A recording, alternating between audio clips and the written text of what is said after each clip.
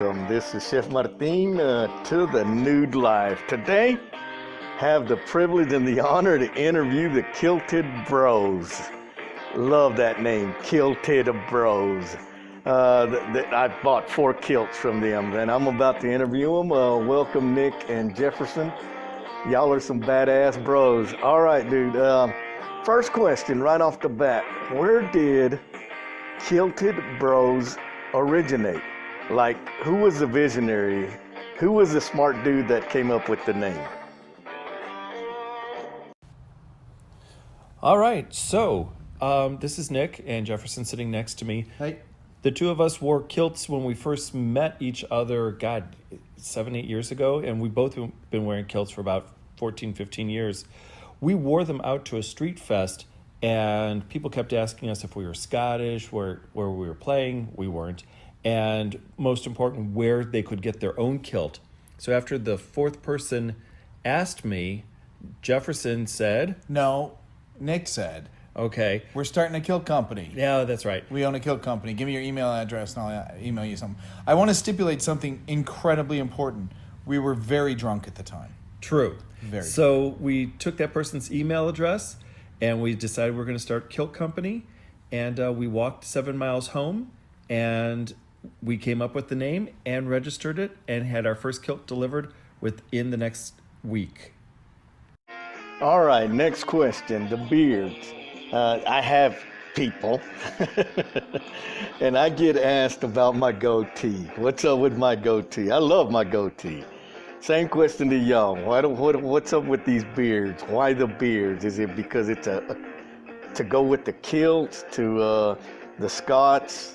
Do you maintain your own beards? Do y'all go out and let someone else maintain them?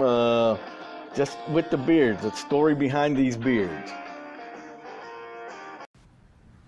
Well, it actually ties partially back to your first question. We had matching facial hair when we first started, hence everybody thought we were brothers. I mean, everybody. And people still think we're brothers, which is funny.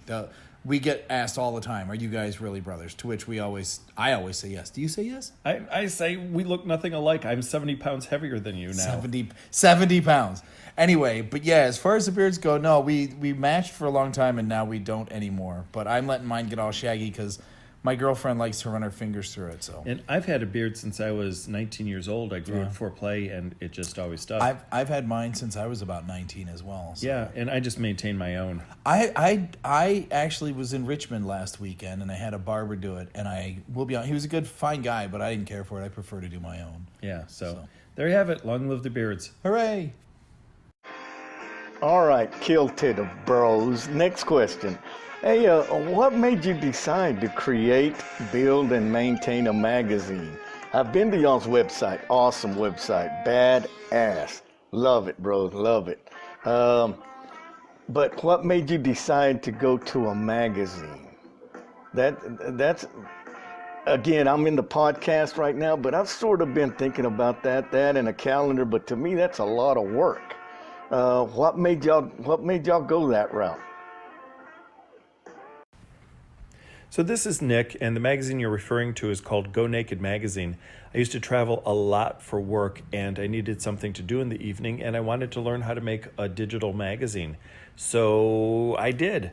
I've been a nudist for a long time, and they say write what you know. So I wrote to a bunch of my friends to start with articles, put ads out there, and people just submitted information about where male nudists can go for vacation, nudist-friendly places, interviews with artists, and ways for male nudists to meet up with each other. And I kind of did it just for fun. It was a lot of work. It was a cool art project that I maintained, put out a magazine every single month for almost 2 years, and I'm thinking about bringing it back. It's been on a 3-year hiatus, so stay tuned. All right, Kilt Bros. All right, Nick and Jefferson. Hey, next question. I know y'all get requested on kilts by going to your website, KiltedBros.com, and y'all have a great selection. Do you ever get like special orders? Do you do kilts for special events? Say I wanted one in a totally different colors, could y'all make that happen? And do people ask about that? What's the craziest kilt anyone has ever asked?